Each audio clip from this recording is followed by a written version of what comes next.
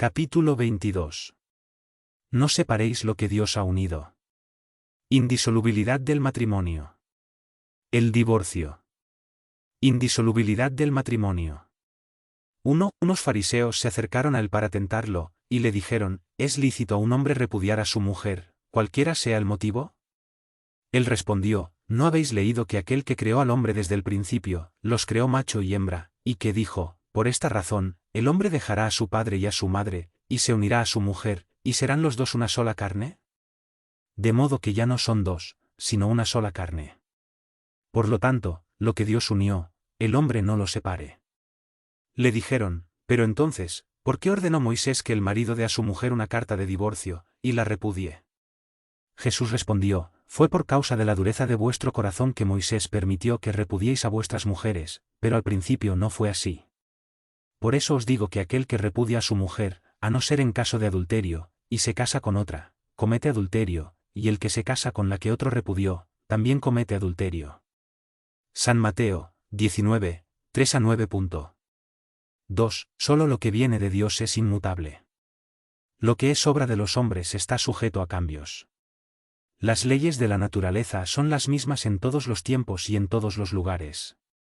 Las leyes humanas varían según las épocas, los países y el progreso de la inteligencia. En el matrimonio, lo que pertenece al orden divino es la unión de los sexos, a fin de que se produzca la sustitución de los seres que mueren. Con todo, las condiciones que regulan esa unión son a tal punto humanas, que no hay en todo el mundo, ni aun en la cristiandad, dos países donde sean absolutamente las mismas, y ninguno donde no hayan sufrido cambios con el paso del tiempo. De ahí resulta que, para la ley civil, lo que es legítimo en un país y en una época determinados, constituye adulterio en otro país y en otra época. Eso se debe a que el objetivo de la ley civil es regular los intereses de la familia, y esos intereses varían según las costumbres y las necesidades locales. Así, por ejemplo, en ciertos países, el único matrimonio legítimo es el religioso, en otros, es necesario, además, el matrimonio civil, en otros, por último, el matrimonio civil es suficiente. 3. En lo relativo a la unión de los sexos, junto a la ley divina material, común a todos los seres vivos, existe otra ley divina, inmutable como todas las leyes de Dios, de índole exclusivamente moral, la ley de amor. Dios ha querido que los seres se uniesen no solo por los lazos de la carne, sino también por los del alma, a fin de que el afecto mutuo de los esposos se transmitiera a sus hijos, y que fuesen dos en vez de uno, para amarlos, cuidarlos y hacer que progresen. ¿En las condiciones habituales del matrimonio, se tiene en consideración la ley de amor? De ningún modo. No se tiene en cuenta el afecto de dos seres que se atraen por sentimientos recíprocos, puesto que muy a menudo ese afecto se interrumpe. Lo que se busca no es la satisfacción del corazón, sino la del orgullo, de la vanidad, de la ambición, en una palabra, la satisfacción de los intereses materiales. Cuando todo está en correspondencia con esos intereses, se dice que el matrimonio es conveniente, y cuando los bolsillos están bien llenos se dice que los esposos están en armonía y deben ser muy felices.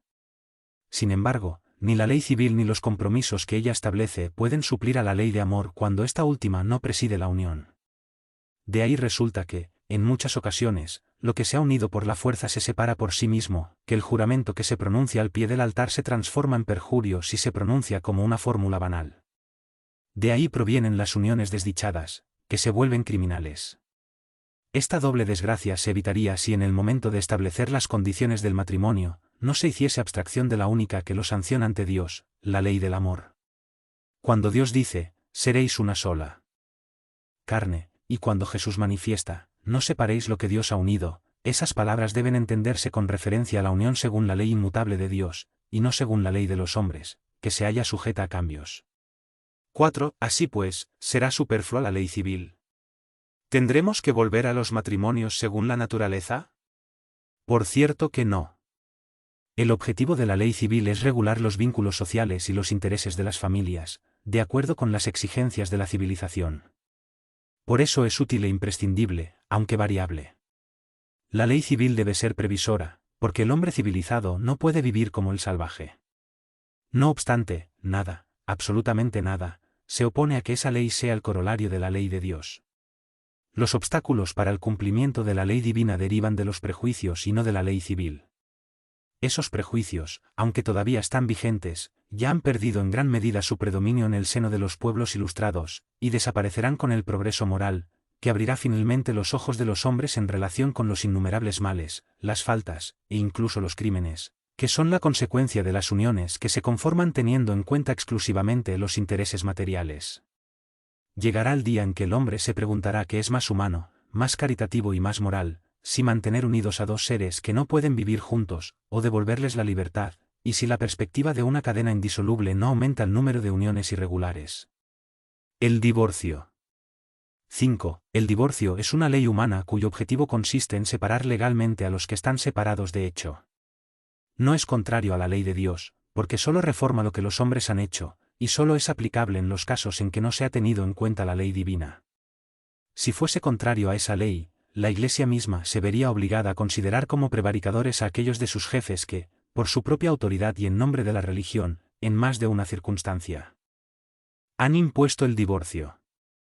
Doble sería en tales casos la prevaricación, debido a que el divorcio estuvo justificado exclusivamente por intereses transitorios, y no para satisfacer la ley de amor.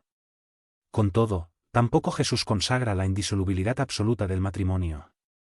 ¿Acaso no dijo que, por causa de la dureza de vuestro corazón, Moisés permitió que repudiéis a vuestras mujeres? Eso significa que, desde la época de Moisés, dado que el afecto mutuo no era el único objetivo del matrimonio, la separación podría llegar a ser necesaria.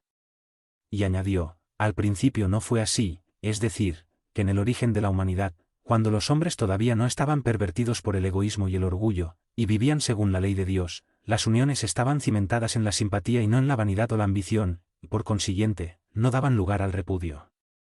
Jesús va más lejos, pues especifica el caso en que el repudio puede tener lugar, a saber, cuando existe adulterio. Ahora bien, allí donde reina un sincero afecto recíproco el adulterio no existe. Es verdad que Jesús prohíbe al hombre desposar a la mujer repudiada, pero debemos tener en cuenta las costumbres y el carácter de los hombres de su tiempo. La ley mosaica prescribía, en ese caso, la lapidación.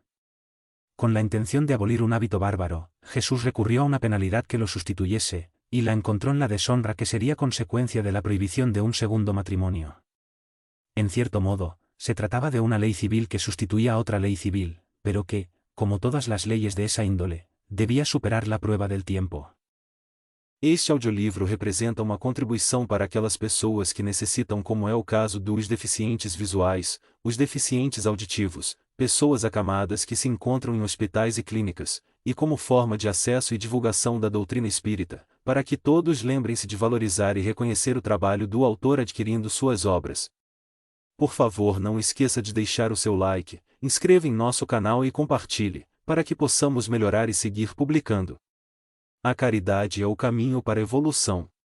Muito obrigada, que a paz do nosso Mestre Jesus esteja com todos vocês e seus familiares.